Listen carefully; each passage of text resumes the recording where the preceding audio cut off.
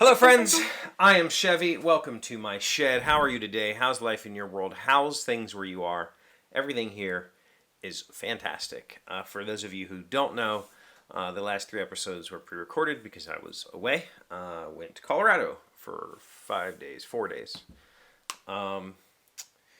which was a beautiful, eye-opening, amazing trip, which we will probably talk about tomorrow. Because today, I'm going to talk about music. The reason we went to Colorado, and I know that some of you have asked for music reviews, we went out there because two of our friends, Shelby and Nathan Maxwell, have a band together. They formed a little duo with, they have a, is it a duo if they have like a drummer that comes along? It's a trio. By the way, art was fantastic, but whatever. They have a band called Volores, and I'll put that on the screen so you can see how it's spelled because it's weird. Volores, which they kind of self-identify as mountain goth. They are from the Denver metropolitan area. They're south, but whatever. It's everybody. That stretch is Denver, right? And so they're still a small enough group that they're when they tour, it's kind of Pacific Northwest. It's a small tour just out there. Malia is absolutely in love. They put out an album. Their debut album came out last year around this time, maybe March, February, something like that. She's been in love with that album. Wanted to go see them. She's like, let's just go. Let's just go to Colorado and see them because we're not going to get to see them on the East Coast anytime soon.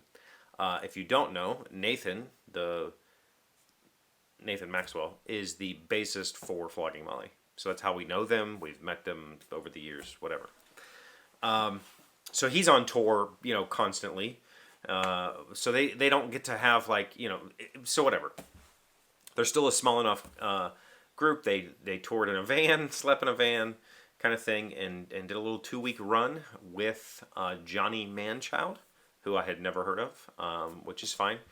I always like to hear new stuff. And so we flew out on Sunday, then went to Fort Collins because they were playing Fort Collins Monday night and then down to Denver Tuesday night. So we got to see 2 shows. Monday night was at,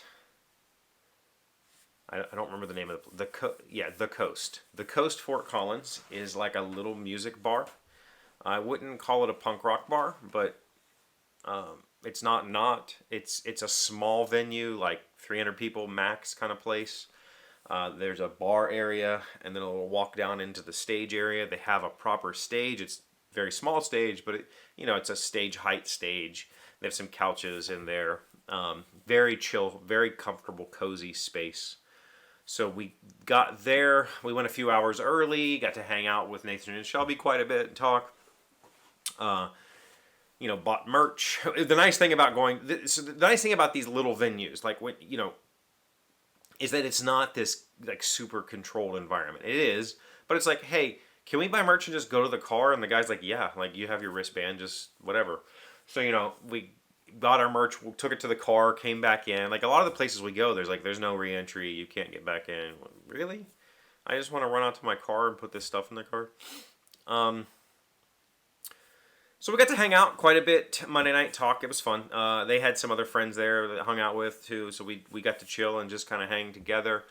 And then we went, we listened to the band. The opening band was called Rose Bay, I think. One word. Rose Bay was punk rock. It was something. They were good. They had really good energy. They were a younger group that are based in Fort Collins. And they're trying to get their streams and all that stuff. So definitely check them out if you're into independent music. We liked them. They had good energy.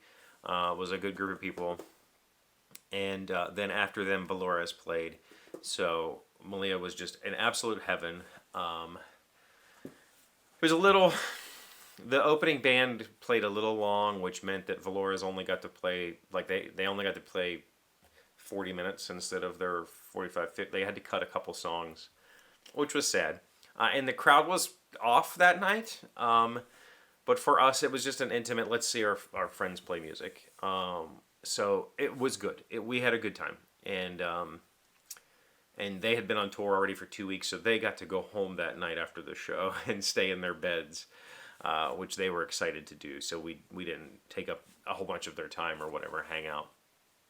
And it was also, that was the kind of venue where like doors are at 7, but Volores didn't go on until 9, and then Johnny Manchild went on at 10 and played for an hour. Like, you know, say it was late-ish, whatever. So Wednesday or Tuesday, they played in Denver, and I don't even know the name of the place. If I remember, I'll put it in the description. But it was a weird space that had like, it was cool. Upstairs was a dance studio, but we're talking like swing dance, like adult swing dancing, like that kind of stuff. Disco or whatever, I don't know. Dancing, contemporary dancing.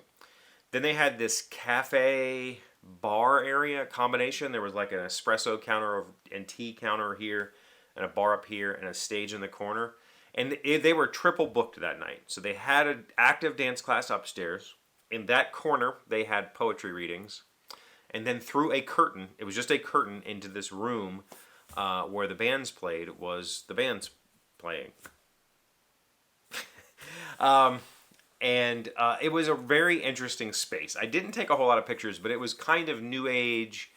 You know, they had a banner for a witchcraft convention they hold there. It was very kind of new age, but it was a cool space.